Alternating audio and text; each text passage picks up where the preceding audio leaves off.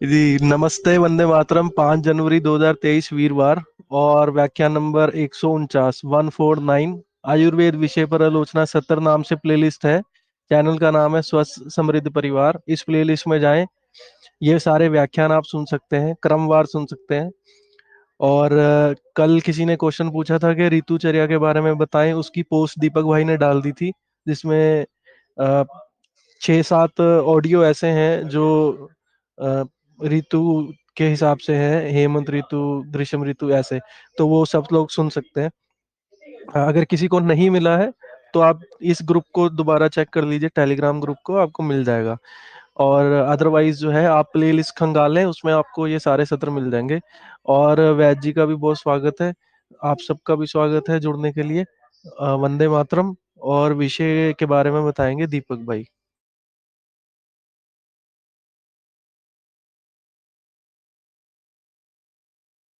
दीपक भाई, आपकी आवाज नहीं आ रही है।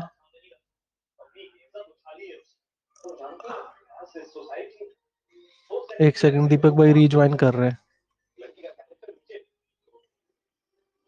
अब अनम्यूट करके देखिए प्लीज। जी जी जी, अब आ रही है आवाज आपकी। आप कंटिन्यू करें प्लीज विषय के बारे में। जी इस का वायु अपान का पंचम भाग आज अनुष्ठित होंगे, जिसके बारे में वैद जी जो पिछले जो चतुर्थ भाग में जो शेष रह गए हैं उसको आज वैद जी पूर्ण करेंगे, आगे बढ़ेंगे और हम सभी को जानने को मिलेगा। तो एक एक वायु को समझिए, जानिए। जो यही विज्ञान है चिकित्सा का, यही मूल है, यही सूक्ष्म विज्ञान है। जब हम इसे समझ लेंगे तो हमें चिकित्सा करने में भी बहुत ही सुलभ होगा, और किसी को उपचार बताने में, समझाने में, वैदिक विद्या पढ़ने में, समझने में हमें बहुत लाभ मिलेगी, सहयोग मिलेगी। तो जुड़िए, समझिए और आज का विषय समझते हुए ज्ञान बढ़ाइए। तो मैं आज के सत्र में वैद्य जी का बहुत बहुत स्वागत करता हूँ। तो वैद्य जी से निवेदन करूँगा कि आज का जो विषय है कृपया वो रखे और हम सभी को ज्ञानित करें। नमस्ते। बहुत बहुत धन्यवाद आप सबका। मैं वैद्य सत्यवान नायक आपको इस स्वस्थ समृद्ध पर भारत, जो स्वस्थ समृद्ध परिवार मंच है, वैद्य निर्माण क्रांति, चिकित्सा क्रांति, जो अभियान चल रहा है, रसोई घर ब्रह्मांड का प्रथम औषधालय, जो क्रांति चल रही है, इस क्रांति में हम आप सबका स्वागत करता हूँ।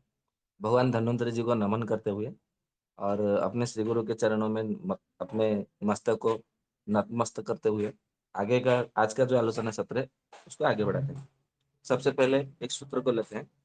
तो अभी जो सूत्र हम लिए थे कल, योग प्राणायाम और व्यायाम के विषय में कहा था, उसी को थोड़ा मतलब उसका कुछ बाकी रह गया था, उसी का जो उत्तरार्ध है उसी को हम लेते हैं आज के सूत्र में। तो ऐसा कहा गया है कि स्थाने सम्भवतां शक्त्या व्यायामे वृद्धिरंगिनाम् अयथा बलम बलम आरंभो निदानम क्षय संपदः अयथा बलमारंभ प्राण अपररोधिनाम। ये सुश्रुत जी कहते हैं सुश्रुत संहिता में। सुश्रुत संहिता एक परिशिष्ट खंड नाम से अलग से मिलता है, जो कि निर्णय सागर प्रेस में छपा हुआ था। अभी वो नहीं मिल रहा है संभवतः। अभी जो सुश्रुत संहिता मिल रहा है केवल सुश्रुत संहिता मिल रहा है, परंतु जो उसका जो परिशिष्ट खंड है वो निर्णय सागर प्रेस से अभी बंद हो गया है, अभी नहीं मिल रहा है। तो ये जो परिशिष्ट खंड का ये जो श्लोक है सुश्रुत संहिता का, उसमें का लिया गया है। तो उसमें सुश्रुत जी ऐसा बताते हैं कि हर प्राणी को, चाहे पुरुष हो या स्त्री हो, कोई भी हो, अपने शक्ति के अनुसार, अपने सामर्थ्य के अनुसार, हर किसी को अपना सम सम यानी के जो दम होता है, दम, इंद्रिय दमन, दम यानी कि इंद्रियों को दमन करना, उसको दम कहा जाता है। मतलब दम करने, दम की शक्ति को प्राप्त करने के लिए अपने सामर्थ्य के अनुसार यम, नियम तथा सम, इसका पालन करना चाहिए। इसका अर्थ है कि हमें व्यायाम करना चाहिए। व्यायाम माने का उसको मतलब फिर आगे कहते हैं कि अयथा बलम आरंभो निदानम क्षय संपदा। मतलब जिसको करने से हमारे शरीर में भय, क्रोध आदि क्षय होते हैं और हमारा अविवेकता, अबुद्धि यानी कि बुद्धिहीनता, मंद बुद्धि, मूढ़ बुद्धि वो नष्ट होते हैं और हमारा बुद्धि और विवेक का उदय होता है। और हमारे संपत्ति की प्राप्ति, संपत्ति यानी कि आरोग्यम संपदम सारम ऐसा कहा जाता है। तो आरोग्य की प्राप्ति होती है, इसीलिए हमें क्या करना चाहिए, व्यायाम करना ही चाहिए।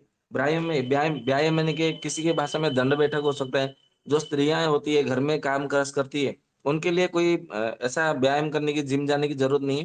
केवल वो चूल्हे में जो खाना बनाती है, या तो घर में पूर्ण झाड़ू पोछा लगाती है, घर में सबके मतलब जो कपड़े धोते हैं, वो उनके लिए व्यायाम है।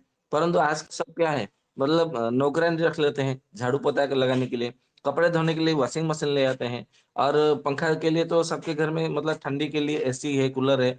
तो इससे जितने सारे रोग जो है हमारे शरीर में फिर ग्रसित हो जाते हैं। फिर इसके मतलब क्या आगे क्या-क्या कहा है सुश्रुत जी ने परिशिष्ट खंड में, वो हम आगे बताएँगे कि व्यायाम करने का लाभ क्या बताया है उन्होंने। तो अभी सूत्र को यहाँ पे विराम देते हैं। एक सिद्ध योग का मतलब बात करते हैं। अभी सर्दी के मौसम में यानी कि हेमंत ऋतु चल रहा है, देखेंगे कुछ-कुछ लोगों को मतलब कोहरा होता है और वो साइकिल चलाते हैं या तो गाड़ी चलाते हैं, कोई-कोई मॉर्निंग वॉक में चलते हैं, तो क कहीं पे कुछ पेड़ का कोई डाली लग जाता है, या तो कोई मतलब ऐसा कुछ चोट लग जाती है आँखों में, तो आँखों में लालिमापन आ जाता है, लाल-लाल दिखाई देने लगता है। या तो वो मतलब सुबह से ऐसा निकलते हैं, तो सर्दी के मौसम के कारण उनके आँखों में लालिमा आ जाती है। तो मैं ऐसे 2 प्रयोग बताऊँगा, जो कि आपके लिए बहुत अच्छा रहेगा। सबसे पहला है प्याज का रस आप आँखों में डालते हैं तो ठीक हो जाता है, आपको सबको मालूम है। संतरे का रस भी वो भी बहुत अच्छा काम करता है, नींबू का रस भी काम करता है, अदरक का रस भी काम करता है, शहद भी बहुत अच्छा काम करता है। ये सारे के सारे योग जो है सुश्रुत संहिता में सुश्रुत जी ने बताया है। परंतु वो योग मैं बताना जा रहा हूँ, जो कि आपको शायद मतलब कभी सुनने को मिलेगा या नहीं मिलेगा। ये जो योग है, ये बृहद निघंटु रत्नाकर का योग है, और जब हमने इसको प्रयोग किया, तो चमत्कार जैसा परिणाम मिला। इसके लिए आप भी इसका प्रयोग करेंगे तो आपको इसकी प्रशंसा करते नहीं थकेंगे। और प्रयोग जो है एकदम साधारण सा है, आँखों में डालना नहीं है। मेहंदी के ताज़े पत्ते लेके आइए, ध्यान से सुनिएगा, मेहंदी के ताज़े पत्ते तोड़ कर लाना है, ताज़ा एकदम ताज़ा होना चाहिए। उसको सिलबट्टे पे पीस लेना है, ग्राइंडिंग में नहीं पीसना है। आजकल सब आलसू हो गए, मतलब पत्ते पानी डाल देते हैं, मिक्सी में गड़-गड़ करके 2 मिनट में पीस लेते हैं। ऐसा नहीं करना, एकदम मतलब आँखें कितनी बड़ा मूल्यवान है। आँखें मतलब यदि चली गई तो सारा संसार चला गया, क्योंकि आँखें से ही मतलब हमारा संसार है, ऐसी उपलब्धि करवाती है। तो इसके लिए आँखों को बड़े जतन से उसका उपचार करना चाहिए। और इतना अच्छा रंग दिखता है, परंतु इतनी बड़ी दुनिया में हमें जीने का राह दिखाता है। इसके लिए आँखों का जतन करना चाहिए। तो मेहंदी के ताज़ा पत्ते लेकर आना है, सिलबट्टे में पीसना है, और पीस करके जो हमारा जो मल द्वार है, जो गुदा द्वार, मतलब मल द्वार में शौच स्नान से निवृत्त होने के बाद में, वहाँ पे जो आपने जो मतलब पीसा हुआ है, ज़्यादा पानी नहीं डालना है, थोड़ा मतलब थोड़ा पानी डाल करके उसको मतलब सिलबट्टे में पीसना है। जैसे हम हल्दी को पीस करके बदन में मलते हैं हल्दी को, तो ऐसा ही उसको पीस करके अपने गुदा द्वार में, मल द्वार में उसका लगा दीजिए। जैसे सरम संपुट जब हम करते हैं, लघु पुट, गजो पुट, ऐसा पुट पाक करने के लिए औषधियाँ, ऐसे ही मलद्वार में लगा करके ऊपर से फिर लंगोट बांध दीजिए। जैसे हमारे पूर्वज पहले हमारे जो पूर्व पीढ़ी लंगोट बांधते थे, लंगोट बांध करके आपको सो जाना है, लगभग आधा घंटा 1 घंटा। फिर शाम को इसी प्रकार आपको इसी तरह मतलब उसको पीस करके मलद्वार में लगा करके लेप, और इसको लंगोट बांध करके सो जाना है रात को। सुबह तक देखेंगे आपका आँखों का जो लालिमा है, जो लालपन है, एकदम अदृश्य हो जाएगा। एकदम चमत्कार जैसा परिणाम मिलेगा। और ये जो योग है, वो बृहत निघंटु रत्नाकर का योग है। हमने जब इसको पढ़ा, तो मन में विचार आया कि चलो इसको परीक्षा करते हैं, और ईश्वर की कृपा से एक मतलब मुन्ना नाम का एक लड़का है, वो मतलब जड़ी-बूटी की दुकान में काम करता है। तो उसको मतलब पता नहीं कैसे उसको चोट लग गया था, तो हमने उसको प्याज का रस, शहद का रस वो सब ढालने के लिए बोला, तो वो सब जलता है, वो नहीं कर सके। तो मैंने उनको कहा कि अच्छा ये उपाय कर सकोगे? तो बोला हाँ, ये तो सरल है, इसको लगाने का। तो 2 बार उसने लगाया, उसका आँखों का लालीपन एकदम गायब है। इसीलिए जो परिणाम मिलता है, मैं आप लोगों को उसको सिद्ध योग के नाम से आप लोगों को बताता हूँ। आप लोग इसका परिणाम करिए, मतलब बताइए सबको, और आयुर्वेद का जय जयकार और अच्छे से होगा। तो ये सिद्ध योग को यहाँ पे विराम देते हैं। अभी हम हमारा जो गंतव्य पथ है, उसमें आगे बढ़ते हैं। तो जैसे आप लोग को पता है, कल हमारा अपान वायु के ऊपर जो चर्चा हुई थी, अपान वायु पुरुषों में, स्त्रियों में, सभी प्राणियों में होती है।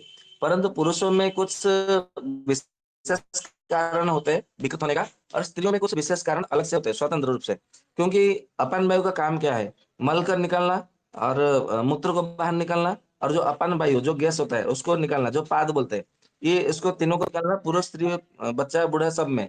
परंतु स्त्रियों में कुछ अलग से काम होता है, जो कि गर्भ को धारण करना, फिर उनको गर्भ को बाहर निकालना मतलब प्रसव कराना, फिर जो उनका हर 28वें दिन में मतलब चांद्रमास के अनुसार में हर महीने में उनको मतलब साल में 13 बार जो आर्तव निकलता है, रज निकलता है, रजोवृत्ति जो होती है, तो वो भी उनका कार्य होता है। तो ठीक है, इसीलिए उनके भीतर जो है थोड़ा अलग से कारण होते हैं विकृत होने के। तो क्या-क्या मतलब कारण है स्त्रियों में जो विकृत होती है अपान वायु, जिसके कारण उनका गर्भ नाश हो जाता है, गर्भस्राव हो जाता है, गर्भ धारण नहीं हो पाता, या तो फिर बंधिया रह जाती है, काकबंधिया हो जाती है, मूढ़ बंधिया हो जाती है, मूढ़ गर्भ हो जाती है। ऐसे तो चरक संहिता में आप देखेंगे सूत्र स्थान के 11वें अध्याय में चरक संहिता में तो उन्होंने योनि व्यापत रोग ऐसा करके लगभग 20-21 प्रकार के उन्होंने मतलब वहां पे बताया है, उसके कारण भी बताए हैं। और चिकित्सा स्थान में देखेंगे योनि व्यापक चिकित्सा करके उन्होंने अलग से भी मतलब बताया है, मतलब पूर्व खंड के अंत में। तो जो भी है, हमें यहाँ पे उसके कारण को हमें चर्चा करना है और क्यों ऐसा होता है, विकृत होता है और उसके क्या-क्या लक्षण हैं, जो कि हमें अच्छे से पता होगा। तो आजकल जो आईवीएफ जो कराना पड़ रहा है एलोपैथी सिस्टम में जाकर के, वो आपको नहीं कराना पड़ेगा। क्योंकि हमको यदि कारण पता चल गया, तो उसके जड़ को ही हम समाप्त कर सकते हैं। और जो आजकल जो हमारे सनातन धर्मियों में जो हिंदू धर्मियों के जो महिलाओं को, पुरुषों को गर्भधारण की बड़ा दिक्कत होती है। जहाँ कहीं भी देखो बोलते हैं कि हमारे बच्चे नहीं हो रहे, हमारे ये नहीं हो रहे, वो नहीं हो रहा है, ये ऐसा स मतलब हो रहा है। तो ये जो जितनी भी सारी समस्या है महिलाओं का, वो सारे समस्याओं से हम कैसे निजात पा सकेंगे और वो समस्या ही ना हो, इसके लिए हमें क्या करना चाहिए? आज उन सब विषयों पर बारीकी से हम एक-एक विषय को लेकर के हम चर्चा को आगे बढ़ाएँ। तो बिना विलंब किए अब आगे बढ़ते हैं। तो सबसे पहले ऐसा कहा गया है कि जो विरुद्ध भोजन करते हैं, अब ये विरुद्ध भोजन क्या है? विरुद्ध भोजन जो है आयुर्वेद में देखेंगे जो चरक संहिता में 18 प्रकार के विरुद्ध भोजन के विषय में बताया है, सूत्र स्थान में। तो वो तो विरुद्ध भोजन के विषय में हमारा पाचक पित्त के अंतर्गत आता है, इसके लिए हम यहाँ चर्चा नहीं करेंगे, नहीं तो फिर विरुद्ध भोजन के ऊपर चर्चा करेंगे तो उसके लिए 3 सत्र हो जाएगा। तो इसके लिए हम यहाँ पे चर्चा ना करके केवल मैं आपको उसका सूत्र बता देता हूँ, कि जो विरुद्ध भोजन करते हैं, विरुद्ध भोजन यानी कि देश के विरुद्ध, काल के समय के विरोध, फिर रस के विरोध, विपाक के विरोध, फिर शक्ति के विरोध, बल के विरोध, अग्नि के विरोध, कफ के विरोध, प्रकृति के विरोध, स्वभाव के विरोध, भोजन के मतलब विरोध, इच्छा के विरोध, फिर रुचि के विरोध, दृष्टि के विरोध। तो ऐसे प्रकार के मतलब बहुत सारे उसका मतलब होता है जो कि विरुद्ध के हिसाब से उसको बताया जाता है। तो जो भी मतलब विरुद्ध भोजन अन्न ग्रहण करते हैं, तो इसीलिए क्या होता है कि उनका अपान वायु विकृत हो जाता है। ठीक उसी तरह आगे ऐसा कहा जाता है कि जो स्त्रियाँ आजकल जो मद्यपान करती है, मतलब मद्यपान यानी कि आप मृत संजीवनी शराब पीने के लिए स्त्रियों को कहा गया है, विशेष रूप से। परंतु कब पीना चाहिए? तो ऐसा कहा जाता है जब उनका प्रसव हो, जब वो उनका सूतिका का हो, यानी कि जब डिलीवरी हो जाए, उनका बच्चा जन्म देने के बाद में 1 वर्ष तक नियमित रूप से 100-100 एमएल की मात्रा में प्रतिदिन पीने के लिए कहा गया है। तो उनके लिए वो औषधि के रूप में काम करेगा। परंतु यदि आपको अकारण ही, बिना किसी कारण के यदि आप सेवन करते हैं, सुरापान का करते हैं, तो भी आपका क्या होता है कि वो गर्भ को नष्ट करता है और अन्य-अन्य विकृतियों को भी वो उत्पन्न करता है। क्योंकि आपका अपान वायु सबसे पहले विकृत हो जाता है। ठीक उसी तरह आपको आपको मतलब ऐसा है कि आपने सुबह में मतलब कुछ खाया, मतलब मतलब सबके लिए ध्यान रखना होता है। सास, ससुर और पति ननद, देवर सबके लिए मतलब ध्यान देना होता है, बच्चों के लिए ध्यान देना होता है। तो हमारे मतलब माताएँ, बहनें या महिलाएँ क्या करती है, सुबह में उठ कर के कुछ सत्तू का सेवन कर लेती है। कोई-कोई रात का रखा होगा रोटी, बासी रोटी, वो 1-2 रोटी सेवन कर लेती है, ऊपर से दूध पी लेती है। कोई-कोई तो केवल चाय के ऊपर रह लेती है 1-2 बजे तक। तो बोलते हैं कि एक साथ में हम सारे काम निपटाएँगे तो खाएँगे फिर मतलब थोड़ा विश्राम करेंगे। खाने के बाद में हमको काम करने की शक्ति नहीं होती, आलसू आता है, मंदा-मंदा लगता है। तो ये जो मतलब लक्षण देखने को मिलता है, ये जो क्रियाएँ हैं, इसी के कारण जो है आपका अपान वायु विकृत होता है। ये ध्यान में रखना है। तो इसीलिए आयुर्वेद कहता है कि काम तो जीवन भर जब तक आपका श्वास चल रहा है तब तक आपको काम करना है। क्योंकि ये कर्म भूमि है, आप कर्म को त्याग करके नहीं चल सकते। आपको बिना कर्म के आपको नहीं रह सकते। इसलिए तो भगवान श्री कृष्ण ने भी गीता में कहा है कि मैं सारे मतलब सबको कर्म फल देता हूँ। जो कर्म जो करते हैं उसके आधार पर मैं कर्म फल देता हूँ। परंतु तुम देखो, मैं सारे सृष्टि का नायक हूँ, ब्रह्मांड नायक हूँ। मुझे कर्म करने की कोई आवश्यकता नहीं है। तथापि मैं कर्म किए जा रहा हूँ। क्योंकि कर्म के जो क्रिया है, उससे मैं भी नहीं छूट सकता। तो मनुष्य क्या छूटेगा? तो ये बात को यदि हम सब मतलब समझ लें, तो हमें फिर कर्म के बंधन में बनना नहीं पड़ेगा। और जितने सारे जो हमारे कर्म के करने से, विकर्म करने से, अपकर्म करने से, कुकर्म करने से या तो फिर कर्म की विपरीत दिशा से करने से जो रोग उत्पन्न होते हैं, हम उससे बच सकते हैं। ठीक उसी तरह जब मैं आपको मतलब खाना पच नहीं रहा है, तो फिर खाना खाने की आपको आवश्यकता नहीं है। पहले जो पुराना जो खाना जो आपने पेट में जमा है, पहले उसको पचाने के लिए आपको कुछ ना कुछ जैसे अजवाइन है, जीरा है, सौंफ है, फिर टंकण भस्म है या फिर मतलब ऐसा है कि जो मंजिष्ठा है उसका सेवन कर सकते हैं, दालचीनी का सेवन कर सकते हैं, इलायची का सेवन कर सकते हैं, लौंग का सेवन कर सकते हैं। तो वो सारे के सारे जो कि है आपका पाचन क्रिया को बढ़ाते हैं। या तो त्रिफला चूर्ण, हरितकी, अदरक, सौंठ ये सारे के सारे जो पीपली, काली मिर्च ये आपके पाचन क्रिया को मजबूत करते हैं और जो भी आपके शरीर में कुछ जमा होगा तो उसका भी मतलब वो समन करते हैं, पाचन करते हैं। तो सबसे पहले उसको पाचन करने के बाद में आपको भोजन करना चाहिए।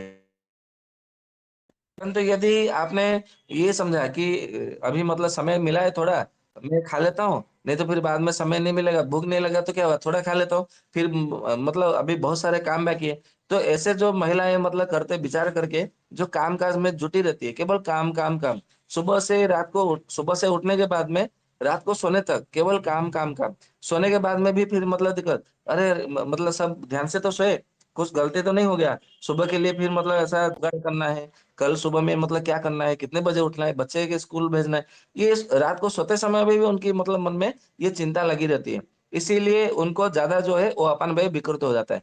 क्योंकि चिंता करने से, शो करने से अपनव्यय विकृत होता है। हमने पहले दिन ही मतलब पहला भाग में ये उसमें चर्चा किए थे। और स्त्रियों का अपनव्यय इसीलिए विकृत होता है क्योंकि वो ज़्यादा चिंतित रहती है, ज़्यादा व्यथित रहती है, इसके लिए। फिर और क्या होता है कि कोई-कोई आजकल जो स्कूल में, कॉलेज में जो जाते हैं, बच्चे मतलब लड़कियाँ पढ़ने के लिए, तो ऐसा वो आजकल तो लव जिहाद बहुत अच्छे से चल रहा है। आप लोग देखे होंगे, न्यूज़ चैनल में आ रहा है, सब मतलब मोबाइल में इंस्टाग्राम में सभी मतलब व्हाट्सएप में भी मतलब फेसबुक में सब में चल रहा है कि ये लव जिहाद चल रहा है। तो जो लव जिहाद का शिकार हो रही है या तो फिर जो कांग्रेस के सरकार के समय जो भी मतलब चल रहा था मतलब बच्चों को टीवी के माध्यम से, फ़िल्मों के माध्यम से बहलाने का, फुसलाने का आप देखेंगे जितने सारे फ़िल्में आ रही थी, सारे के सारे प्रेम के प्रकरण में मतलब चलचित्र आ रहे थे, धारावाहिक आ रहे थे। वो क्यों? इसीलिए कि लड़कियों को फँसाने के लिए और कुछ नहीं।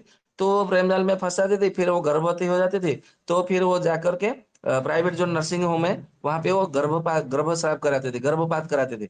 तो जब आपका उम्र नहीं हुआ, यदि आपने गर्भपात करा लिया, तो इससे क्या होता है कि आपका जो गर्भपात कराने से उसका अपान वायु जो है अपना विकृत हो जाता है। ये ध्यान में रखना है। ठीक उसी तरह जिनका समय नहीं हुआ है, परंतु उन्होंने मैथुन कर लिया या तो फिर जिन्होंने मैथुन करने के लिए कितना कहा है, वो तो मतलब जो 4 प्रकार की स्त्रियाँ होती है, 4 प्रकार की पुरुष होती है, तो पुरुष और स्त्रियों के विषय में अलग-अलग हिसाब से उसका वर्णन किया गया है। कि जो उसमें पद्मिनी, चित्रिणी, शंखिनी, हस्तिनी ये जो 4 प्रकार की स्त्रियाँ हैं। जो पद्मिनी नाम की जो स्त्रियाँ होती हैं, उनको 28 दिन में 1 ही बार मतलब 4 सप्ताह में एक ही बार मतलब समागम करना है। चित्रिणियों को 15 दिन में 1 बार, शंखिनियों को हर मतलब आपको 10 दिन के भीतर मतलब 9 दिन में 1 बार समागम करना चाहिए। और जो हस्तिनी नारी है, उनको प्रत्येक सप्ताह में आपको 1 बार समागम करना चाहिए। ऐसा आयुर्वेद भी इसका अनुमति देता है और आयुर्वेद में इसका वर्णन है। तो जब यदि पद्मिनी स्त्री को यदि आपको मतलब 15 दिन में या तो 9 दिन में या तो प्रत्येक सप्ताह में यदि समागम करेंगे, तो उनका स्वास्थ्य बिगड़ेगा। तो यही जो नियम है वो अन्य लोगों के ऊपर भी लागू होता है। संकिनी पर, हस्तिनी पर भी लागू होता है। हस्तिनी को यदि पद्मिनी जैसा मतलब 1 महीने में 1 बार यदि समागम करोगे, तो उसका पहले सबसे पहले मानसिक विकृत होगा, फिर उसका अपानवायु विकृत होगा, फिर अन्य-अन्य रोग भी उसके शरीर में हो जाएँगे।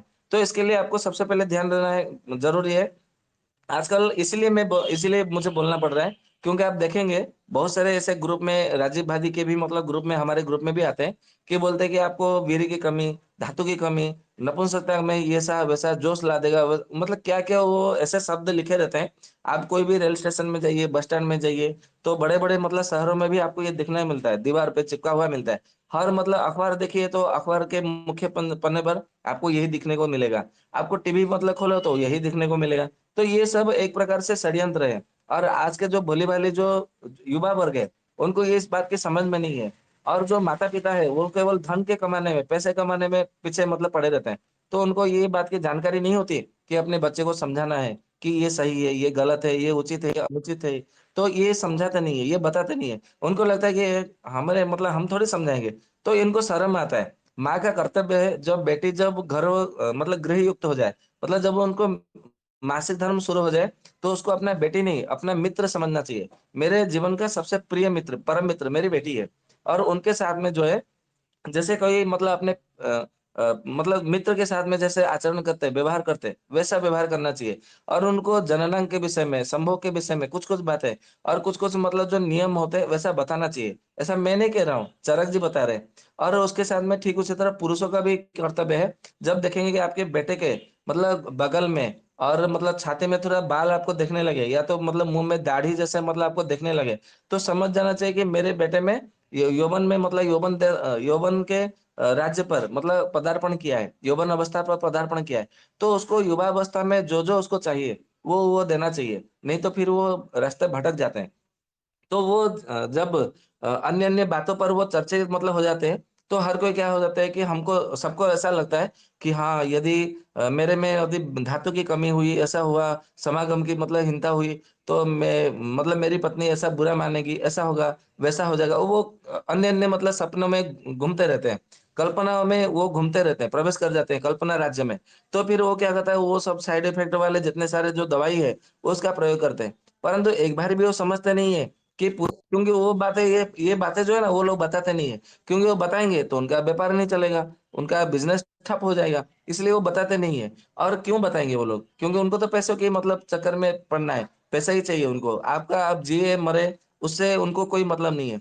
तो आपको सबसे पहले ये समझना चाहिए मैं किस श्रेणी में पुरुष हूँ, किस श्रेणी का पुरुष हूँ और मैं किस श्रेणी का नारी हूँ और मुझे 28 के दिन के भीतर कितनी बार मतलब मुझे समागम करने चाहिए।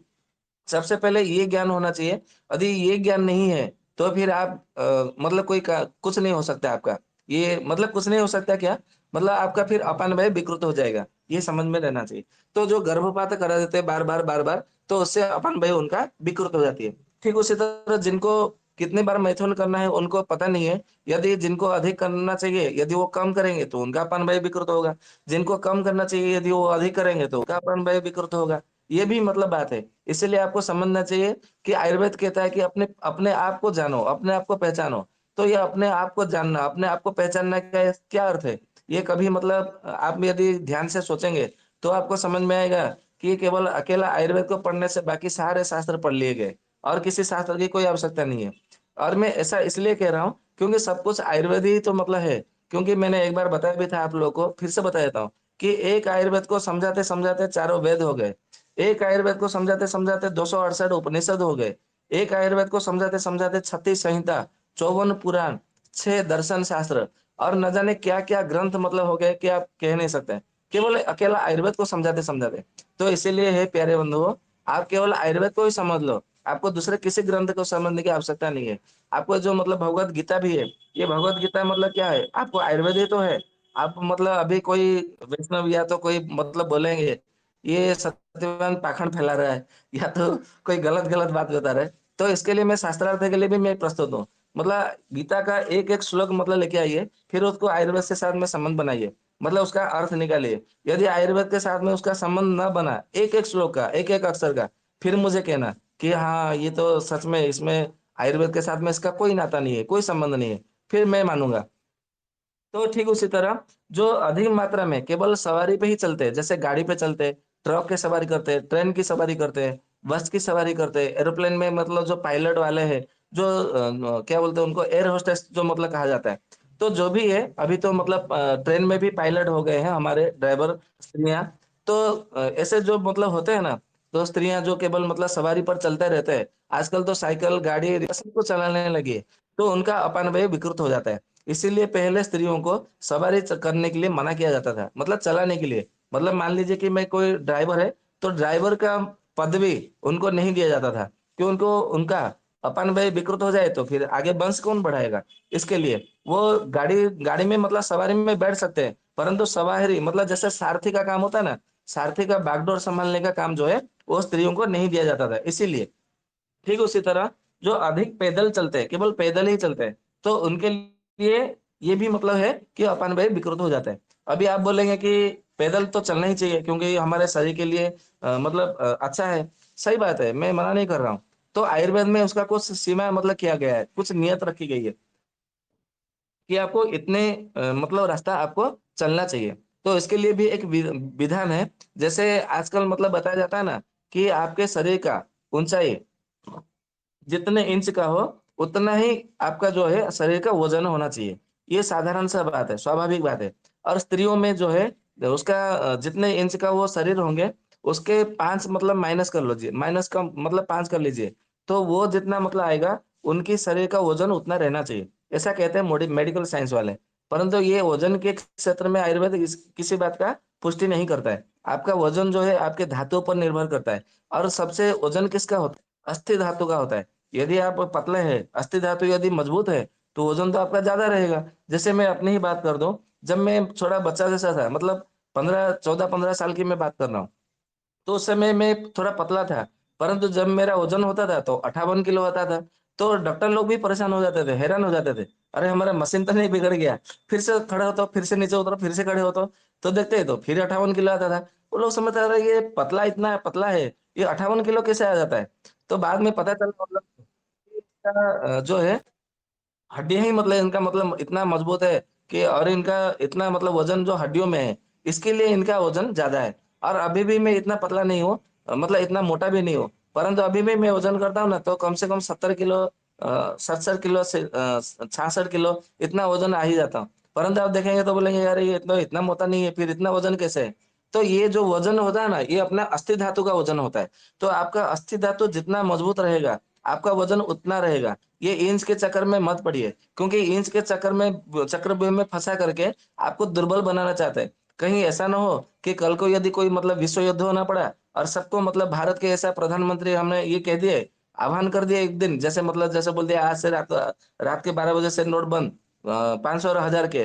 तो ठीक है, इसी तरह ऐसा कोई मतलब किसी दिन आके आह्वान कर ले। चुनौती है कि हर घर में से आपको मतलब निकलना है और युद्ध करना है। मतलब भगवान ना करे ऐसा ना हो, परंतु यदि मतलब मान लीजिए, ऐसा कल्पना करिए, यदि हो गया, तो आपके हड्डी में तो जान ही नहीं है। आजकल तो कोई भी थोड़ा सा मतलब एक्सीडेंट हो जाता है, उसका हड्डी टूट जाता है। तो फिर उसके बल कहाँ है? सबल नहीं है। केवल जिम जा करके केवल ये 6 पैक, 9 पैक, 9 पैक ऐसा करने से उसको ताकतवर नहीं कहा जाएगा। हड्डियों में मजबूत होना चाहिए, धातुओं में शक्ति होना चाहिए। पर सारी प्रकृति जो बल है, वो शुक्र धातु है। मल में और शुक्र धातु, ये दोनों ही हमारा मतलब बल है, और दूसरा किसी में बल नहीं है। तो ये जो मतलब अधिक पैदल जो चलने का जो विधान है, वो ऐसा है। आपका आयु जितना होगा, उसको आपको क्या करना है? 5 में गुणा करना है। 5 में गुणा करने के बाद में जितना होगा, आपको फिर उसको 10 में गुणा करना है। जैसे मतलब मान लीजिए कि किसी का 30 वर्ष है, फिर उसको 5 में गुणा करिए तो 150 होगा। 150 को फिर जब उसका 10 गुना करेंगे, तो 1500 होगा। 1500 यानी कि आपको प्रतिदिन मतलब 24 होरे में 15 कोष तक, मतलब आयुर्वेद में ग्रंथों में कोष के हिसाब से वर्णन किया गया है। अब ये कोष कितना होता है, ये तो मुझे भी नहीं मालूम। आपके क्षेत्र में यदि कोष का कोई प्रचलन हो, तो आप समझिएगा, क्योंकि ये पहले आयुर्वेद में जब वर्णन था तो किलोमीटर, माइल ये सब नहीं था। तो कोष के हिसाब से आपको समझना है। तो प्रतिदिन आपको 15 कोष के हिसाब से आपको यात्रा करनी है। तो ये जो नियम है, ये केवल 70 वर्ष तक ये नियम लागू है। 70 वर्ष के बाद में ये नियम लागू नहीं है। ये 70 वर्ष के बाद में फिर क्या नियम लागू है, कितना पैदल चलना है? तो आयुर्वेद कहा जाता है, आयुर्वेद में ये उल्लेख है कि जितना चल सके, मतलब उतना चले जब तक आपको थकान ना हो। जब आप थक गए, तो फिर आपको नहीं चलना है। ये 70 वर्ष की आयु के बाद की बात है। और 70 वर्ष के भीतर भी यदि आप मतलब रोग से ग्रसित हो गए, किसी प्रकार से रोगों से ग्रसित हो गए, तो आप दुर्बल हो जाएंगे। तो उसके लिए फिर आतुरे नियमो नास्ति, मतलब कोई रोगों से ग्रसित हो, तो रोगियों के लिए कोई नियम नहीं है। यदि वो ग्रहण है तो भी वो खा सकता है, अमावस है तो भी वो भोजन कर सकता है। मतलब वो कोई भी उनका नियम जो है, वह रोगियों के ऊपर लागू नहीं होता है। ये ध्यान में रखना है। ठीक उसी तरह जो अधिक मात्रा में लंघन करते हैं, लंघन यानी कि जो उपवास करते हैं अधिक मात्रा में, तो उनका भी अपान भाई विकृत हो जाता है। अभी जैसे मैं थोड़ी देर में बोल रहा था कि हमारे जो देश की जो महिलाएं होती है, लगभग 1 बजे तक, 2 बजे तक भोजन ही नहीं करती। कोई कोई मतलब रोगी ऐसे मतलब आते हैं, तो मैं उनको बोलता हूँ आप कितने बजे भोजन करते हैं? सबसे पहला भोजन बोलते कि मैं 2 बजे, 2:30 बजे, 3 बज जाती है कभी कभी। तो मैं उनको जब प्रश्न करता हूँ कि इतना बजे तक क्या खाना नहीं बना पाते, मतलब खाना बनी नहीं होती है, या फिर मतलब भूख नहीं लगती है? तो बोलते कि नहीं, मुझे पूजा करने में समय निकल जाता है। तो मैं उनको मजाक में पूछता हूँ, अच्छा अच्छा, इसीलिए मैं मंदिर जाता हूँ तो मुझे भगवान के दर्शन नहीं होते।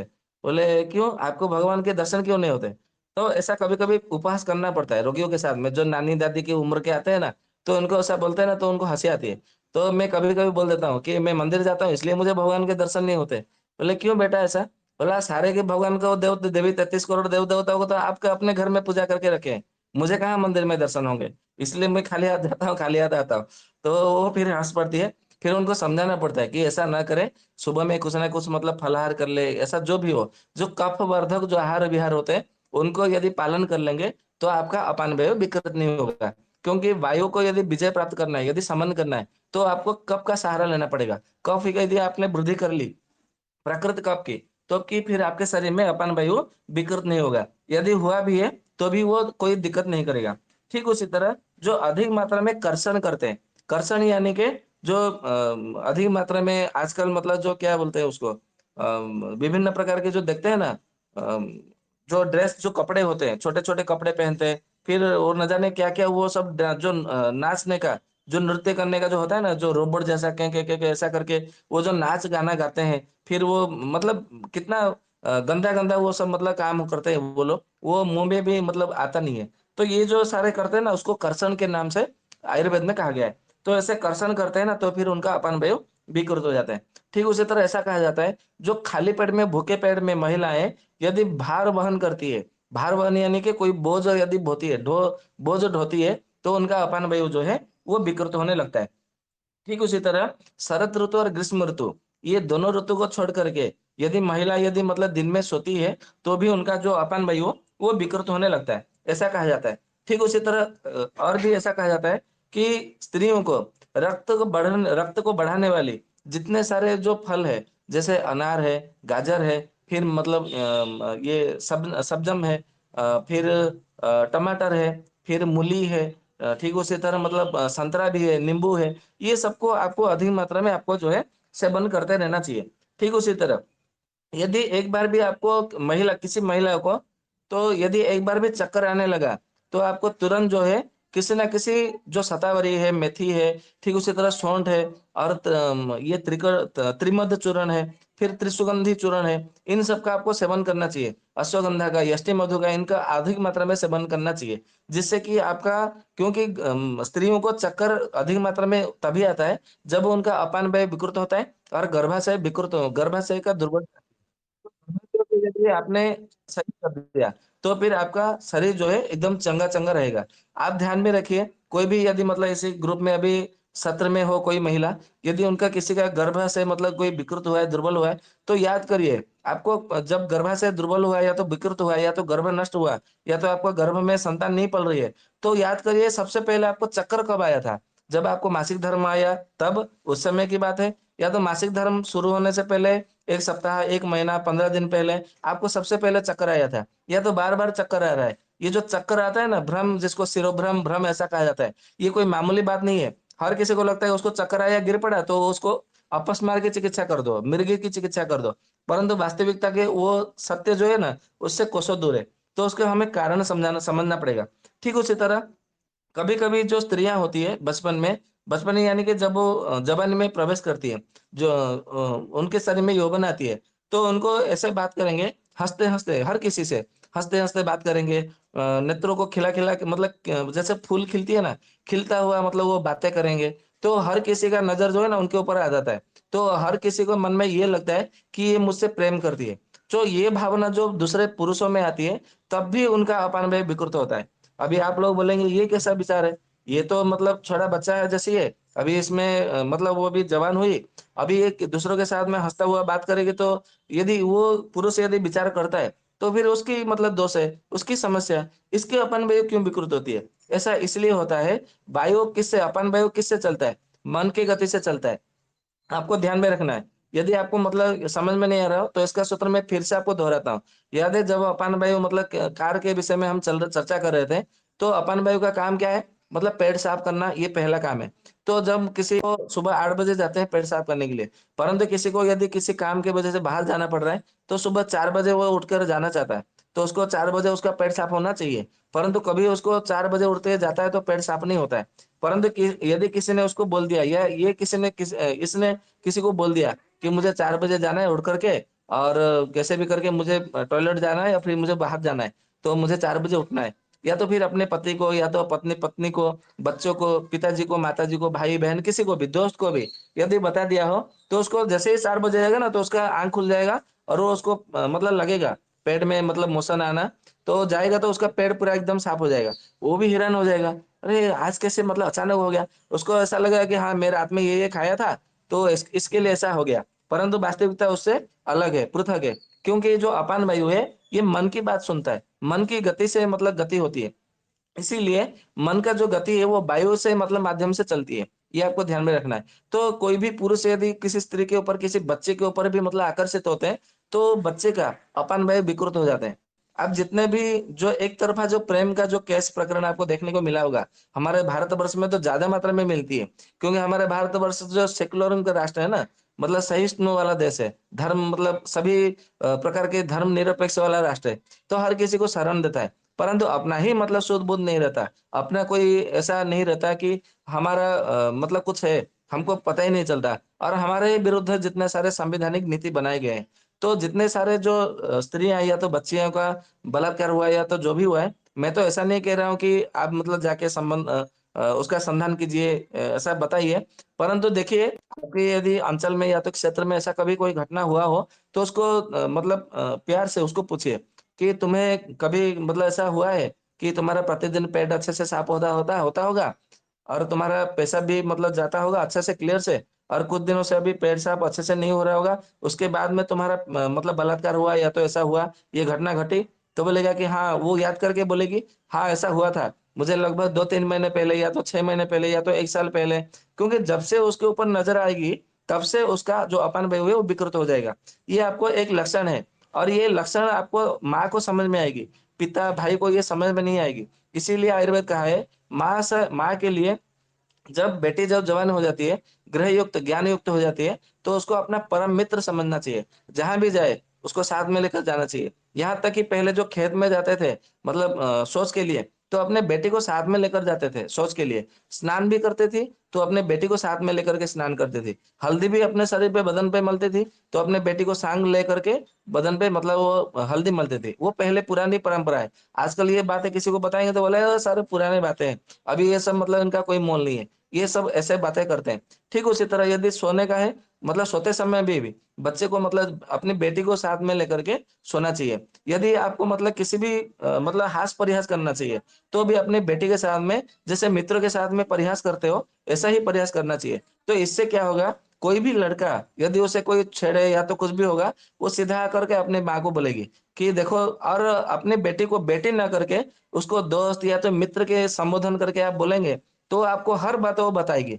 और एक बात बता दूँ, आजकल जो घर में जो वृद्धाश्रम होती है, अनाथ आश्रम होती है, या तो घर से बेटे-बेटी सब भाग जाती है। इसका मूल कारण क्या है? मूल कारण यही है कि पिता-माता का अपने बच्चों के पर से उनका मतलब भरोसा उठ गया है, पिता-माता के ऊपर बच्चों का, और इसीलिए क्योंकि वो समझाते नहीं है। अपान वायु को केवल एक अपान वायु को समझ लो, तो आपको बहुत कुछ समझ में आ जाएगा, जीवन जीने की कला आपको समझ में आ जाएगी। इसीलिए कहता हूँ कि केवल आयुर्वेद को ही मतलब पढ़ा दोगे ना, 6 मतलब छठी कक्षा से 10वीं कक्षा तक हर कोई तो पढ़ेगा ही पढ़ेगा, उसकी मजबूरी है, व्यवस्था है।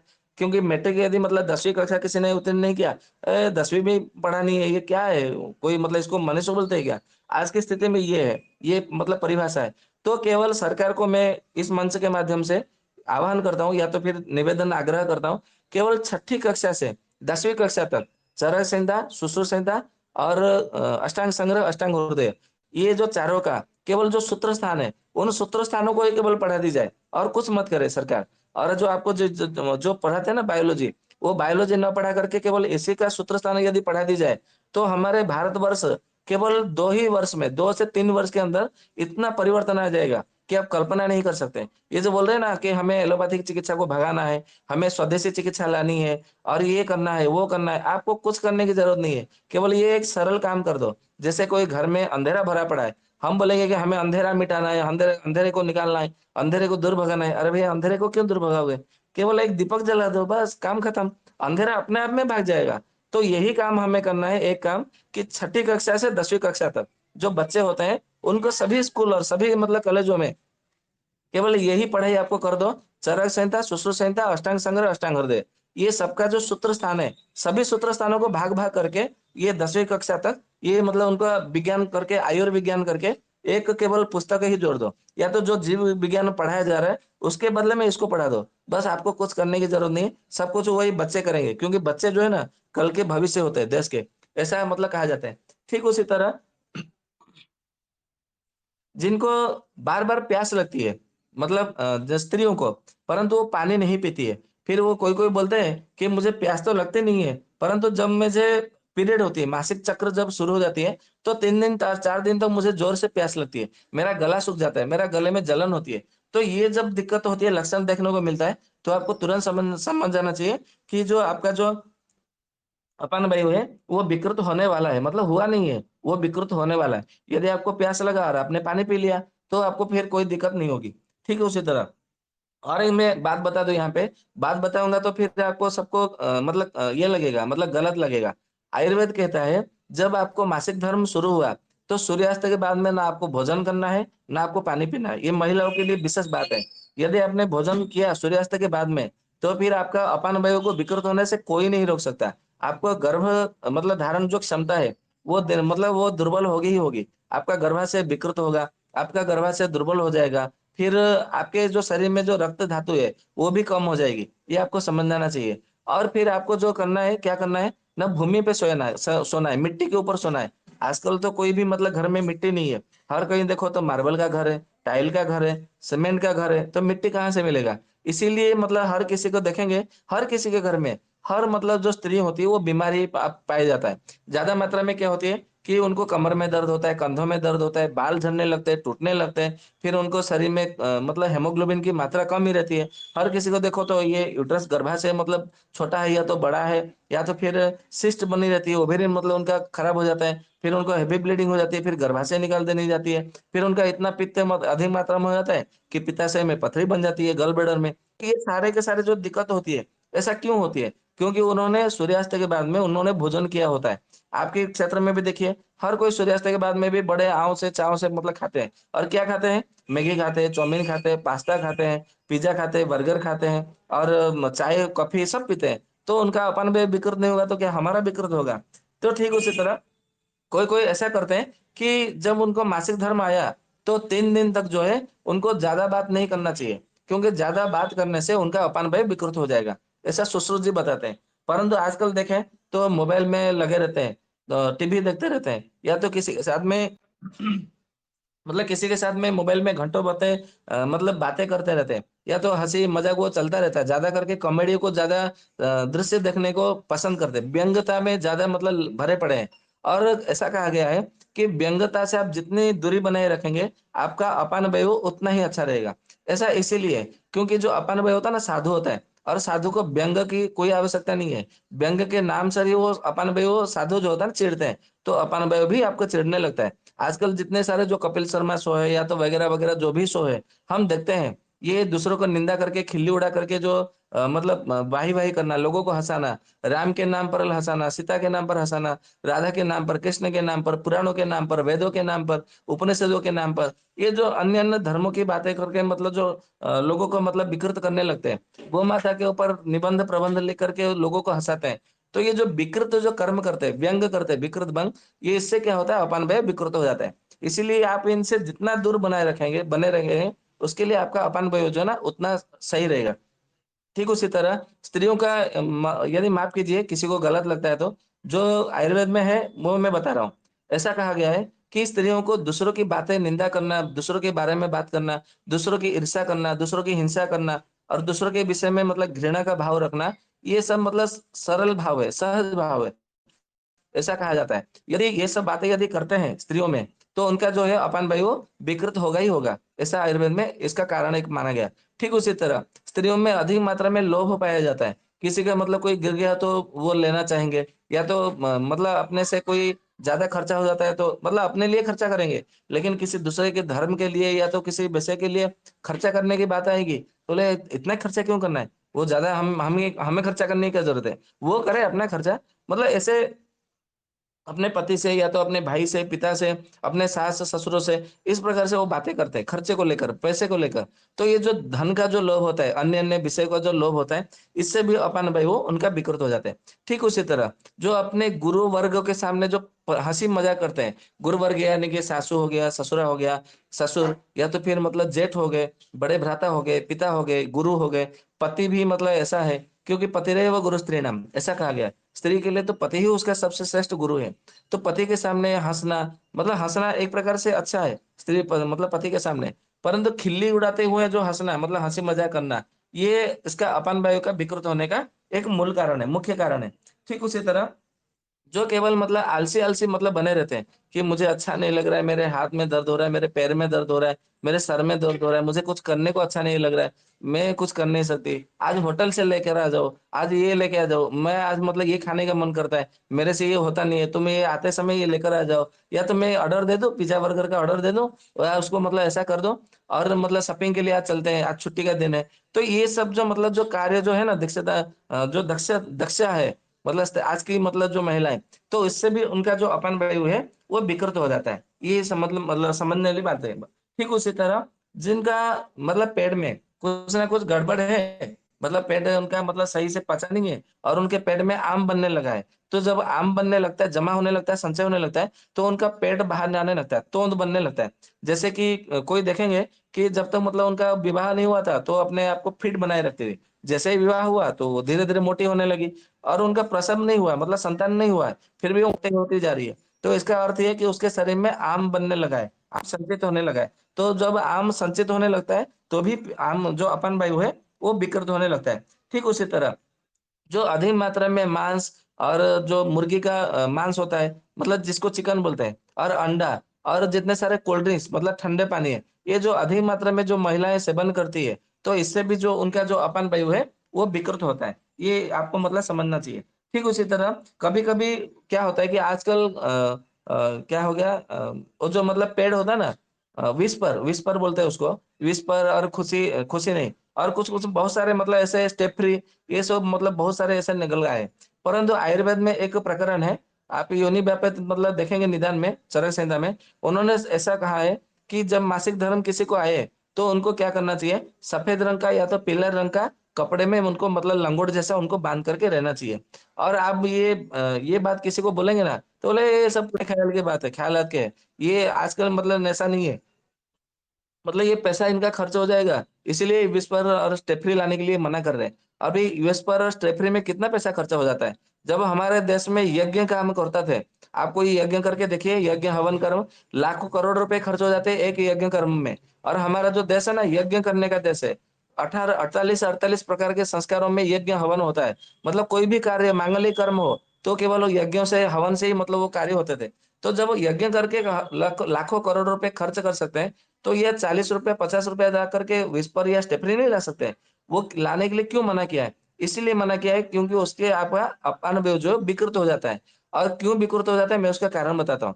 ऐसा कहा जाता है कि जब आप मतलब सफ़ेद रंग के या तो पीला रंग के कपड़े से लंगोट जैसा उसको बाँधेंगे, फिर जब आपको उसका मतलब जब भीग जाएगा तो उसको निकाल करके आपको साइड में रख देना है, अलग से रख देना है। उसको मतलब नीचे रख नहीं रखना है और ना ही उसको धुलाई करना है, उसको ऐसे ही रहने देना है। 3 दिन तक आपके जो है कपड़े मतलब पहला दिन, दूसरा दिन और तीसरा दिन का आपको अलग से रखना है। और जो जो रजक होते हैं, रजक यानी जो धोबी जाके कुल के होता है ना, उनको जो स्त्री होती है, उनको रजकिनी ऐसे नाम से जाना जाता है। उनके हाथों से वो सारे कपड़े उनको धुलाई करने के लिए दे देना है। वो जब धुलाई करके धोबी घाट आप देखेंगे हमारे भारत में, चाहे शहर हो या नहर हो या तो फिर गाँव हो, जो भी हो, एक अलग से धोबी घाट होता है। वो धोबी घाट अलग से क्यों होता है? वो इसलिए होता है कि जो धोबी जो मतलब महिलाएँ होती हैं, वो हर किसी के जो मतलब जो मेंस जो मतलब मासिक धर्म के जो कपड़े होते हैं, अंतवस्त्र, वो अंतवस्त्र और वो सारे के जो वस्त्र होते हैं, वो लेकर के धोबी घाट में उनको धुलाई करने का ये विधान है। और ये जो विधान है, ये आज का नहीं है। अभी ये 2 मतलब 100 साल, 200 साल पुराना नहीं है। जब से सृष्टि आरंभ हुआ है, तब से ये नियम है और ये रजक के हाथों से ही उनका मतलब कराया जाता है। तो जब रजक आपके जो धोबी आपको मतलब धुलाई करके कपड़ा लाएगा, मतलब सुखा करके ला कर के आपको देगा, तो आपको फिर देखने हैं कि इसमें मतलब क्या दिखते हैं। यदि आपको उसमें कोई धब्बा दिखता है, तो समझ जाना चाहिए कि आपका अपना भाई विकृत हो चुका है और आपको तुरंत किसी वैद्य से परामर्श लेने की आवश्यकता है। केवल आपको इसी से मतलब पता चल जाएगा। आपको कोई ऐसा अल्ट्रासाउंड, सोनोग्राफी कराने की आवश्यकता नहीं है। भले आपको पेट में दर्द हो या ना हो, भले आपका मतलब कोई हेवी ब्लीडिंग हो या ना हो, आपको मतलब मेंसेस आते हो ना हो सही समय से, आपको केवल इसी बात को आपको ध्यान में रखना है। एक भी बूंद यदि आपको दिखाई देने लगा और ये सफेद रंग के कपड़े में ही आपको दिखाई देने लगेगा। इसीलिए सफेद रंग के कपड़े या तो पीला रंग के जो सूती कपड़ा होता है, वो आपको लंगोट के माध्यम से लंगोट के जैसा आपको उसका उपयोग में करना चाहिए।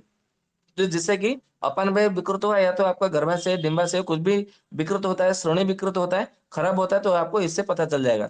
परंतु यदि यूएस पर स्टेप फ्री या तो फिर वो सरकार के माध्यम से आता है ना, ₹25 में कुछ आता है, 24 या ₹25 में, तो वो सब करेंगे तो वो तो आपको फेंकना है। फिर आपको पता कैसे चलेगा कि आपके शरीर में विकृत हुआ है कि नहीं? तो जब ऐसा है आयुर्वेद का ये बोलेंगे कि अरे जब विकृत होगा तो हमारा अल्ट्रासाउंड में आ जाएगा, ये कपड़े से कैसे आएगा?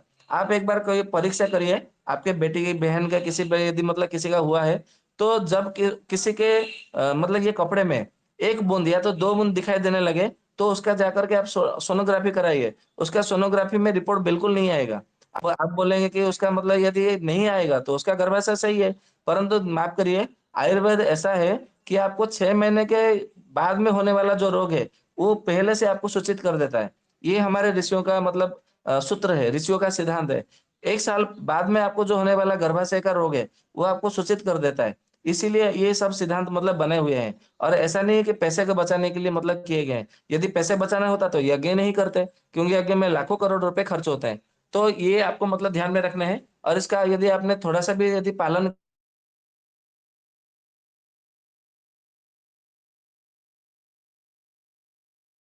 हेलो, वॉइस आ रही है वैद जी की? क्या कोई कंफर्म कर सकता है? आवाज नहीं आ रही है। अच्छा, अब आएगी। अच्छा कब से नहीं आ रही है? आपने कब तक अ, सुना है?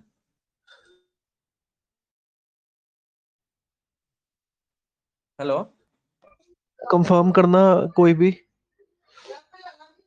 एक सेकंड, एक दीपक सेकंड। तो अपान वायु मतलब वो जो है विकृत हुई है वहाँ कंफर्म कर सकते हैं, वहां तक तो बात चल रही थी। अल्ट्रासाउंड अच्छा। अल्ट्रासाउंड जी, जी, जी। हाँ, तो जिनको यदि मतलब परीक्षण करना हो, तो अपनी किसी बहन का या बेटी का या तो कोई किसी का मतलब मित्र हो भी हो, तो उनके माध्यम से आप केवल परीक्षण कर सकते हैं। तो आप देखेंगे तो सोनोग्राफी में रिपोर्ट आया नहीं।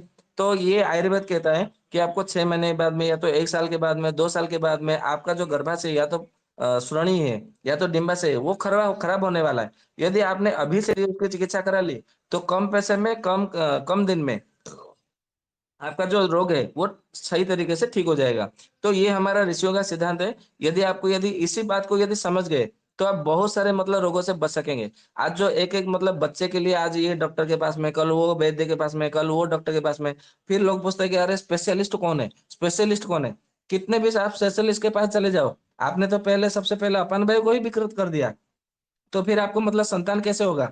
बच्चे कैसे होंगे? आपने फिर मतलब गर्भाशय, शुक्राशय, डिंबाशय सारे के सारे आशय को बिगाड़ दिया है। फिर मतलब कैसे होगा?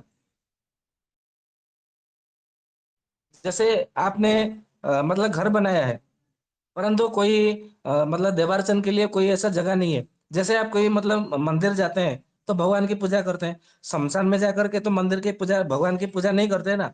ठीक उसी प्रकार जब आपका गर्भाशय ही मतलब बिगड़ गया हो तो फिर उसमें बच्चे कैसे मतलब आएँगे? बच्चा आ ही नहीं सकता। कोई मतलब जैसे गंदगी जो नाले होते हैं, नाले के ऊपर आप मतलब भगवान को बुला नहीं सकते, पुकार नहीं सकते, पूजा नहीं कर सकते, उसमें नैवेद्य नहीं चढ़ा सकते। ठीक उसी प्रकार जिनका गर्भाशय, डिंबाशय अपन में विकृत हो गया है, तो उनका फिर संतान कैसे हो सकता है? इसीलिए आप सबसे अनुरोध है, आग्रह है, पहले सबसे पहले अपान वायु को ठीक करिए। अपान वायु को क्यों विकृत हो रहा है, ये आपको पहले जानना है। अभी तो अपान वायु क्यों विकृत हो रहा है और क्या-क्या कारण है? अभी बताने का और भी मतलब बाकी है, परंतु अभी 9:05 हो गए हैं, तो मैं अपने व्याख्यान को यहीं पे विराम देता हूँ। परंतु इसका जो दूसरा भाग है, मैं कल बताऊँगा। स्त्रियों का ये मतलब स्वतंत्र रूप से रहेगा। इसीलिए अपान वायु का जो षष्ठ भाग है, आप कल जुड़े रहिए। इससे कल जो है ना और मतलब बहुत दमदार और विशेष रूप से आपको मैं कल बताऊँगा, उपस्थापना करूँगा। तो वंदे मातरम, मैं अपना व्याख्यान को यहीं पे विराम देता हूँ। वेद जी बंदे मातरम। वंदे मातरम। वेद जी एक तो ये बताइए जैसे हम जैसे अभी 4 आपकी प्रकार की आवाज कम आ रही है भैया, थोड़ा जोर से बोलिए ना। जो आपने स्त्रियों के 4 प्रकार बताए महिलाओं के, तो उनका कैसे हमें मालूम पड़ेगा एक मतलब कौन-कौन से प्रकार की हैं? पहचान कैसे होगी? हाँ, जब हमारा दिनचर्या, रात्रिचर्या, जीवनचर्या, ऋतुचर्या, परिचर्या के विषय में चर्चा होगी ना, तो जो हमारा जीवनचर्या के ऊपर जब चर्चा होगी, तो इसमें मैं बारीकी से बताऊंगा। क्योंकि इसमें कैसे पता करना है, इसमें तो बहुत सारे रहस्य की बातें हैं। तो थोड़ा रुक जाइए, जीवनचर्या में ये सब हम्म। ये सब बातें आती है। और वैसे जी दूसरा एक एक क्वेश्चन था कि वैसे जी जैसे ये जब बताया कपड़े लगाए सफेद कपड़ा, जैसे आजकल धोने वाले धो भी नहीं है, तो कोई दूसरी प्रक्रिया है उसको जो या तो खुद ही धो लें या कैसे उसकी जांच कर सकते हैं? हाँ, स्वयं भी धो सकते हैं, जो महिलाएं होती है वो स्वयं भी धो सकती है। परंतु 3 दिन का कपड़ा एक ही दिन में धोना है, अंतिम दिन। मतलब आज आज यदि मतलब मासिक धर्म आया, तो आज नहीं धोना है, कल का भी कपड़ा जमा रखना है, तीसरे दिन का भी कपड़ा जमा रखना है, चौथे दिन आपको धोना है, या तो फिर तीसरे दिन आप धो सकते हैं, ऐसा कुछ नहीं है। तो 3 दिन का कपड़ा एक ही साथ में धोना है, और धो करके उसको किसी पत्थर पर सुखाना है। मिट्टी के ऊपर या तो बांस के लकड़ी पर, किसी डोरी के रस्सी के ऊपर उसको नहीं सुखाना है, ये ध्यान में रखना है। पत्थर के ऊपर सुखाना है, ठीक है। और सूखने के बाद में उसको देखेंगे, तो जो सफेद रंग का जो सूती कपड़ा होगा, उसमें यदि कोई धब्बा है, तो तुरंत समझ जाना चाहिए कि इसका अपन पे विकृत हुआ है, कुछ ना कुछ गड़बड़ हुआ है। तो आप फिर वो वैद्य से मिलाइए। नाड़ी वैद्य जो होते हैं वो आपको बताएंगे कि हाँ ये समस्या है। फिर वो आपको फिर औषधि देंगे, तो पूरी तरह से ठीक हो जाएंगे। जी ठीक है जी जी जी। वैसे जी बहुत बहुत धन्यवाद। मेरा क्वेश्चन है वैद जी, फिर उसके बाद क्लोजिंग करनी है तो देख लेना। और जितने लोग परेशान हो रहे हैं सवाल पूछने के लिए, उनके आगे विनती है कि आप अपना सवाल लिख के रख लें और हर रोज मौका ढूंढ के पूछें, क्योंकि सवाल पूछने का जो समय है वो बहुत कम है। तो आप मौका ढूंढ के अपना क्वेश्चन पूछ लिया करिए। बहुत दिन बाद मैं एक सवाल पूछ रहा हूँ, प्लीज मुझे पूछ लेने दो। ठीक है। तो सवाल ये है कि जो डायपर होता है और जो सैनिटरी पैड आपने बोला, विस्पर, स्टे फ्री टाइप की चीजें, तो हाँ जी, हाँ जी। वैसे जो ये महामारी का वो जो पूरा जो भी होता है लिक्विड होता है, या फिर जो डायपर में बच्चा सुसु पोटी करता है, वो पहले मतलब आज से 3000 साल पहले उसको डिस्पोज कैसे किया जाता था? डिस्पोज माने जैसे गांव में तो क्या करते हैं कि एक वो खोद देते हैं पूरा, उसको ढक देते हैं, एक कोने से एक जगह छोड़ देते हैं, और फिर उसमें ही पूरे घर का मल जाता रहता है, जाता रहता है। तो ये तो आजकल चल रहा है। फिर सीवेज आ गया। ठीक है। फिर आजकल सरकार ने बहुत कुछ कर दिया है इसका। और बहुत बड़ी बड़ी कॉलोनियों के जो मालिक होते हैं, वो तो एक बार एक ने बताया था कि पूरी कॉलोनी का माल एक ही जगह जा रहा है। ठीक है। उसको बस खोद के ऐसे ही छोड़ रखा है, उसमें जाए जा रहा है, जाए जा रहा है, जाए जा रहा है, डेट्स इट। मतलब किसी को कोई मतलब नहीं है कि वो धरती को गंदा कर रहा है, नहीं कर रहा है। और आजकल क्या हो रहा है, जो कूड़े वाला होता है उसको कांच भी बिनना है, उसको ब्लेड भी बिनना है, उसको शेव करने वालों का जो ब्लेड होता है वो भी बिनना है, उसको डायपर भी बिनना है, उसको सैनिटरी पैड भी बिनना है। तो ये मेरे को बड़ा गंदा लगता है कि ये कैसे पॉसिबल है कि हम धरती को गंदा कर रहे हैं। तो मैं मेरे दो क्वेश्चन है, एक कि पहले डिस्पोज कैसे होता था, दूसरा अगर मैं आपको पूछूं, क्योंकि आप ज्ञाता हो, तो आपको पूछो तो आज अगर जो हो रहा है उसकी हिसाब से कैसे होना चाहिए डायपर के मामले में और सैनिटरी पैड के मामले, क्योंकि मैंने सुना है और पढ़ा देखा भी है कि डायपर और सैनिटरी पैड को बायोलॉजिकली डिग्रेड होने में 400 साल लगते हैं। और कांच जो है ऐसे ही हमेशा पड़ा रहता है, प्लास्टिक भी पड़ा ही रहता है, प्लास्टिक की कोई एज ही नहीं है। मतलब एक जगह आपने अगर पॉलीथीन दबा दिया तो हजारों साल बाद भी वो ऐसा ही निकलेगा। तो इसके ऊपर सारी बात के ऊपर कोई कमेंट, जो भी आप दो क्वेश्चन का उत्तर प्लीज दें। मेरा क्वेश्चन थोड़ा लंबा हो गया, माफ कीजिएगा। सबसे पहले मैं आपको धन्यवाद देना चाहता हूँ इस प्रकार प्रश्न करने का। तो आप यदि देखेंगे, आप तो 3000 साल पहले की बात कर रहे हैं।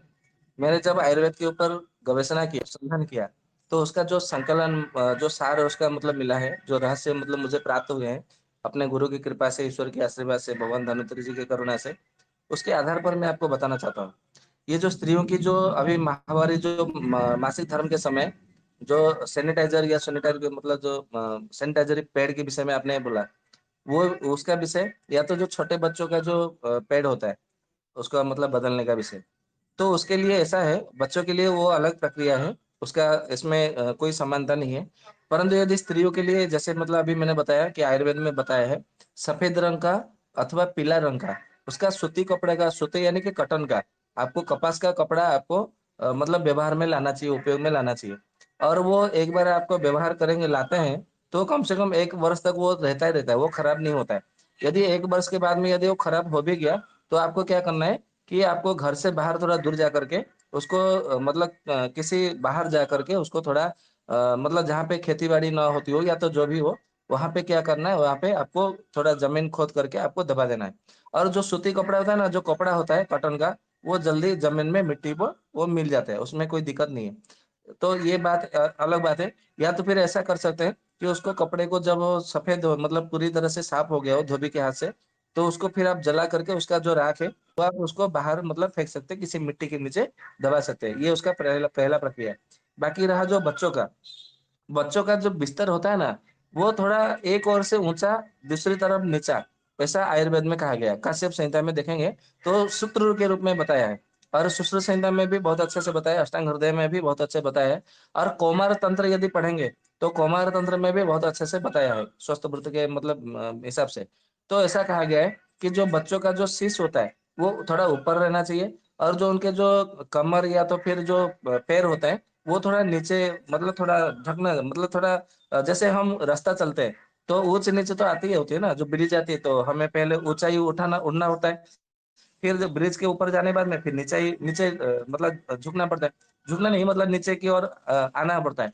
तो जो ऊँच-नीच रहता है ना, तो ये ऊँच एक तरफ ऊँचाई रहेगी, दूसरी तरफ थोड़ा नीचा रहेगा। तो जब जो नीचा रहेगा, वो फिर अलग से कपड़ा रहेगा। एक कपड़ा मतलब बच्चों को कम से कम 1 वर्ष तक या तो 1.5 वर्ष तक उनको कपड़ा नहीं पहनाया जाता है। ऐसा हमारे भारतवर्ष का नियम भी है, चाहे लड़का हो या लड़की हो। परंतु आजकल क्या करते हैं, उसको थोड़ा गंदा मान करके, उनको बुरा मान करके वो पैड सब पहनाते हैं। परंतु 1 वर्ष से 1.5 वर्ष तक जो है, उनको मतलब कपड़ा नहीं पहनाया जाता है कमर के नीचे, केवल ऊपर ही पहनाया जाता है। बाद में वो जब मतलब पट्टी करे या तो पेशाब करे, तो अंदर एक नीचे एक कपड़ा मतलब रखा जाता है, थोड़ा वो अलग से मतलब कपड़ा थोड़ा होता है, जो टसर होता है ना टसर, टसर तो जो कपड़ा होता है वो टसर की कपड़ा नीचे डाली जाती है।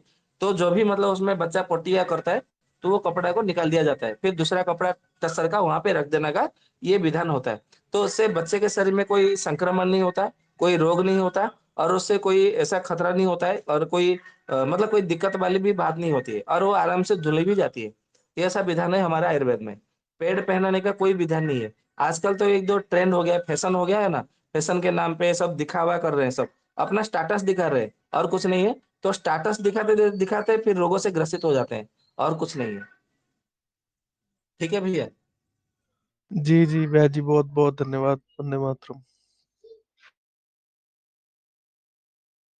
दीपक भाई 9-13 हो गए, और जिनके सवाल रह गए हैं प्लीज़ आप सवाल लिख लो और अपने सवाल जो है हेलो हेलो। अ रोहित भाई जी कल ही पूछ लेना, क्योंकि क्लोजिंग का टाइम हो गया। तो क्या आज ज्वाइन किया है इसलिए, क्योंकि अर्जेंट था हाँ, एक तो फिर तो। तो नहीं, फिर तो कल ही पूछना, कल पूछना। आप स्टूडेंट हो ना, आपको वेट करना पड़ेगा। ठीक है? ठीक है। एक्चुअली कल बिना कहे आप अनम्यूट कर दीजिएगा, ठीक है? ये दिक्कत हो अच्छा, रही अच्छा, है। अच्छा। क्या प्रॉब्लम क्या हो रही है बताइए जल्दी। ये अपचन की प्रॉब्लम है, ठीक है? बहुत ज्यादा सुबह गैस खुलता है। अपचन। हाँ जी। अच्छा, रोहित जी ठीक है। 1 मिनट आप प्रतीक्षा कर लीजिए। दीपक भाई आप रोहित जी इनको प्लीज सिर्फ रहिए। एक व्याख्यान का नाम बताइए, किसी एक रोहित व्याख्यान जी, का, जिससे इनका निदान हो जाए। नहीं नहीं, मैं ये कह रहा हूँ ना कि मैंने वैद्य जी के कहे अनुसार रोगी प्रपन्न तैयार कर लिया है। मैं वैद्य जी से कंफर्म करके कल ग्रुप में सभी जगह शेयर कर दूंगा, साझा कर दूंगा।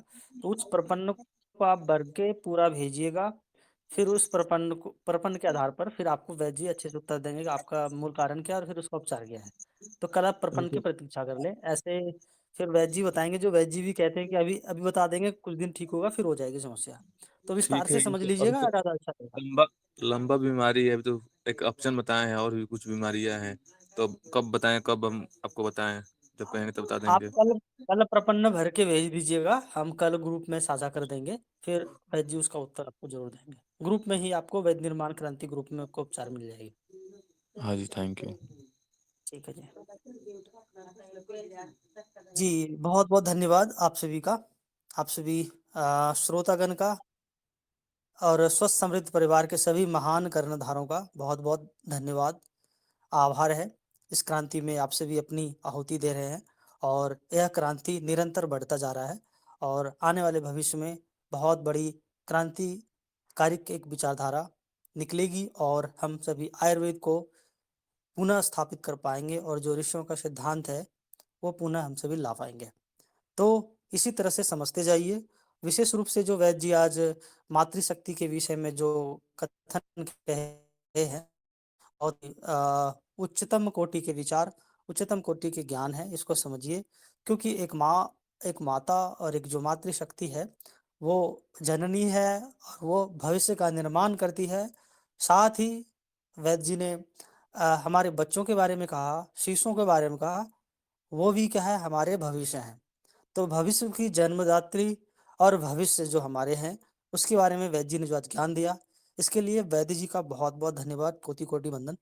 तो हम सभी आज इस सत्र को यहीं पे समापन करते हैं और शांति पाठ करके सत्र का समापन करते हैं।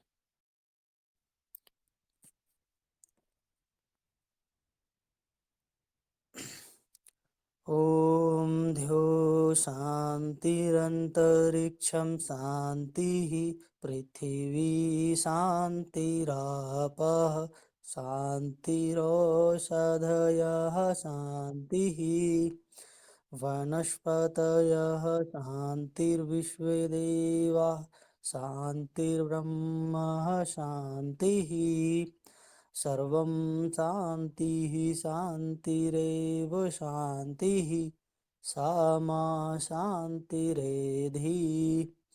ओम शांतिः शांतिः शांतिः। आप सभी को नमस्ते, वंदे मातरम। वैद्य जी का बहुत-बहुत धन्यवाद। जी, आप सबका बहुत बहुत हृदय से धन्यवाद ज्ञापन करता हूँ। भगवान धन्वंतरि आप सबको आरोग्य दे, सच्चे मतलब हृदय से आनंद प्रदान करे और आपका जीवन सुखमय हो, आनंदमय हो, निरोगमय हो। भगवान धन्वंतरि से यही प्रार्थना है। सबको वंदे मातरम, शुभ रात्रि।